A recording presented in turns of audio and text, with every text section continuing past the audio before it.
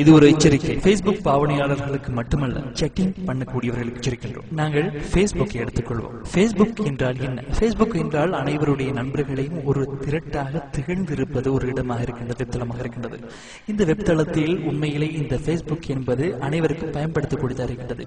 தகவல்களை பரிமாறக்கூடிய ஒரு விடயமாக இருக்கின்றது. இப்படி பரிமாறக்கூடிய எந்த Facebookiலேயே தெரியாத அன்பர்களை நாங்கள் எப்படி இணைப்பது?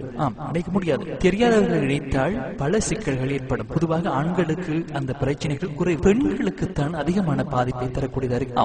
பெண்களுக்கு இருக்கக்கூடிய அந்த பிரச்சனையை நாங்கள் சற்று இங்கு ஊற்றி நோக்குவோம். உண்மையிலே Facebookiல் பல அன்பர்கள், பல இளைஞர்கள், யுவதிகள் கூட அவருடைய தொலைபேசி இலக்கங்களை, கண்டெக்ட் இலக்கங்களை அவர்கள் உட்புகுத்துகிறார்கள். இப்படி உட்புகுத்தும் பொழுது பல சிக்கல்களை அவர்கள் சந்திக்க நேரிடும். அது மட்டும் இல்லாமல் அவர்களுடைய சொந்த விடயங்களை, பிறந்த திகதிகள், பிறந்த வருடங்கள், வீட்டு விலாசத்தை கூட அவர்கள் உட்புகுத்துகிறார்கள். இப்படி உட்புகுத்தும் பொழுது அவர்கள் பல சிக்கல்களை சந்திக்க வேண்டியிருக்கின்றன. அது மட்டுமல்ல, அவர்களுடைய புகைப்படத்தை கூட அவர்கள் அந்த Facebookiலே அவர்கள் உட்புகுத்துகிறார்கள். சரி அன்பர்களே, தயவு செய்து இந்த விடயத்தை கேட்பது பெற்றோர்களாக இருந்தால் உங்களுடைய பிள்ளைகளை, இல்லாவிட்டால் உங்களுக்கு கீழ் இருக்கக்கூடியவர்களை நீங்கள் கட்டாயமாக அவதானியுங்கள். காரணம், இப்படி ஏற்படும் பட்சத்தில் பல பிரச்சனைகளை சந்திக்க நேரிடும். சரி, அவர் கணினியை பாவிக்கிறார்கள், இன்டர்நெட்டை பாவிக்கிறார்கள் என்று நாங்கள் விட்டுவிட்டால் அவர் இணையத்தில் ஊடாக சென்று அவர் தவறான வழியிலே செல்லக்கூடிய ஒரு சாத்தியக்கூறுகள் இருக்கின்றன. சரி, பொதுவாக இந்த எப்படி நாங்கள் பிள்ளைகளையோ இல்லாவிட்டால் தனக்கு கீழ் இருப்பவர்களை கண்காணிப்பது?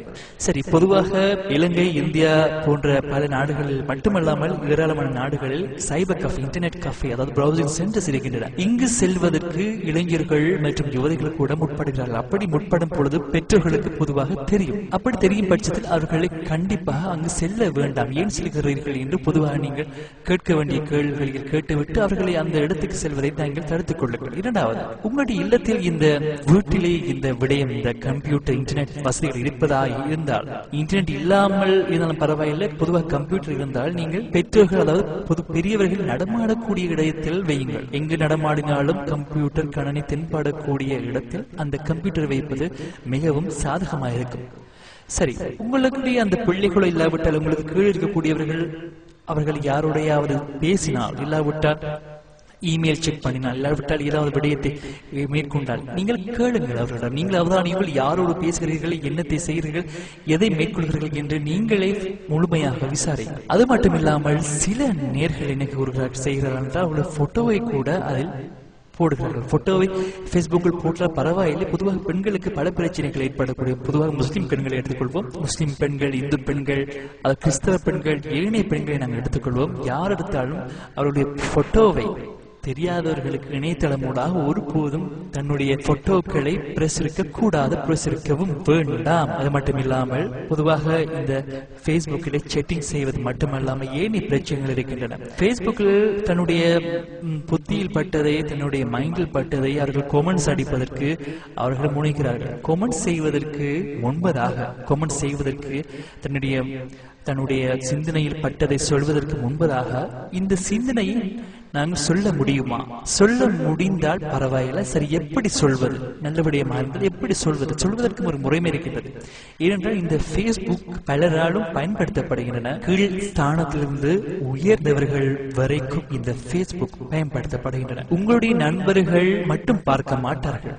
நீங்கள் ஒரு 10 நண்பர்களை நீங்கள் உங்களுடைய பட்டியலில், உங்களுடைய Facebookiல் நீங்கள் இணைத்திருப்பீர்கள். ஆனால் அவர்கள் மட்டும் பார்க்க மாட்டார்கள் அந்த உங்களுடைய கமெண்ட்ஸை, அவர்களுடைய நண்பர்களும் பார்ப்பார்கள். அப்படி இது ஒரு பெரிய நெட்வொர்க்காக இருக்கின்றன.